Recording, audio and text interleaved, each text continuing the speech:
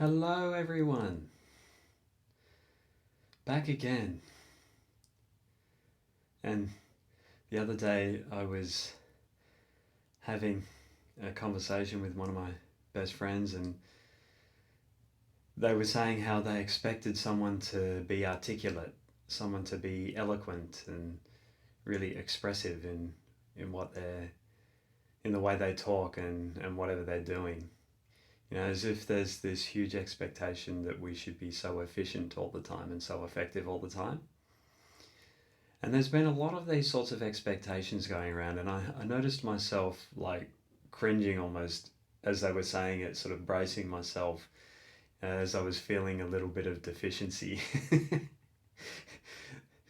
That I'm definitely not always eloquent and articulate, but then who is? Sometimes we've had these impossible expectations, like superhuman expectations, and isn't that probably a big part of the reason why so many of the kids are obsessed with superheroes? Really love superheroes. To me, there's an underlying feeling of rejection. Like there's been a culture of like rejecting the ordinary, rejecting the little things in life. So yeah, there's been a lot of culture from my perspective going around that can be really rejecting of babies. Like there's all these other important things to do, and we don't really want to make time for the babies. We don't really want to make time for the little things in life.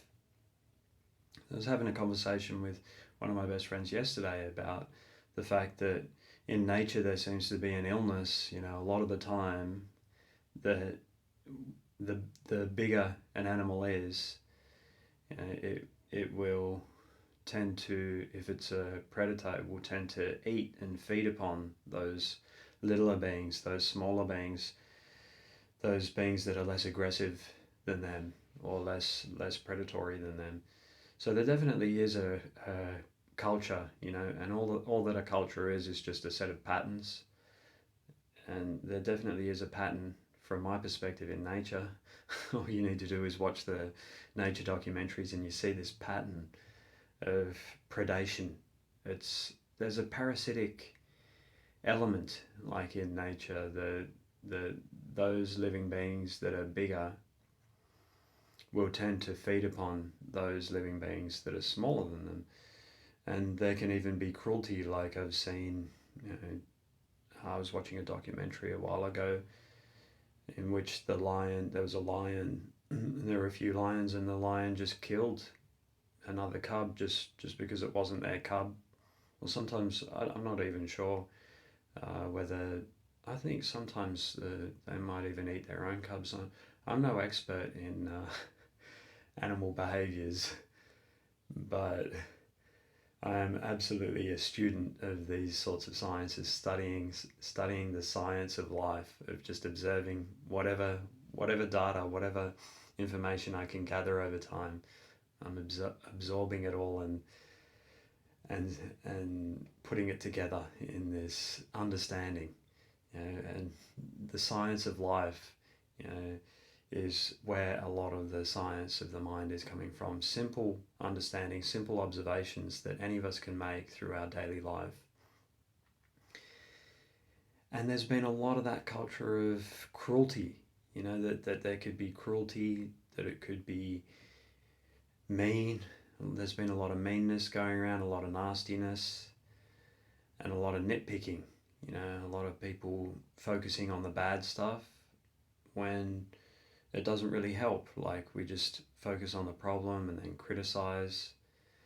And a while ago, I was saying that I'd changed my own understanding. I'd redefined the term Homo sapiens, and I was updating that to take it away from being the description of our species, human beings, to make it a cultural thing, and say that the culture of Homo sapiens, like the ways of the past, there has been a lot of cruelty going around, a lot of, those living beings that are bigger, those groups and organizations that have more power, have more control, coming in and using that to dominate smaller groups.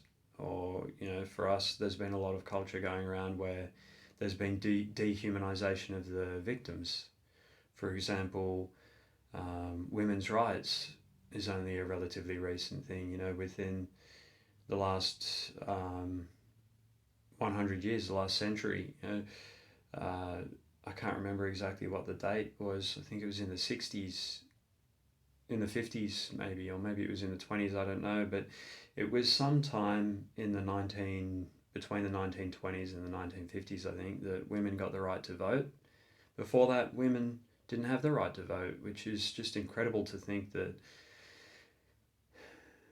misunderstandings and lack of, you know, disempowerment of peoples, you know, just because of what gender they identify as, has been going on until so recently. But there's been lots of things that it just amazes me how recently they've been going on.